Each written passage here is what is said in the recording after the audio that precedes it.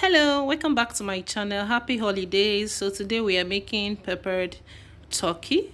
Sit back and enjoy.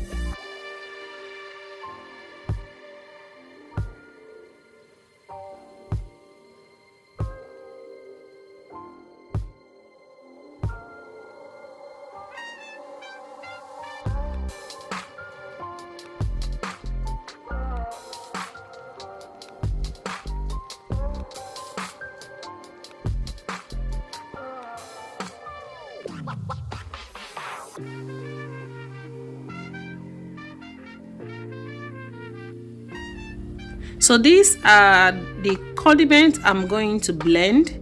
I'm just making use of 3 habanero pepper, whereby I remove the seed. I don't want this pepper turkey to be over spicy or too hot. I want a mild peppered turkey.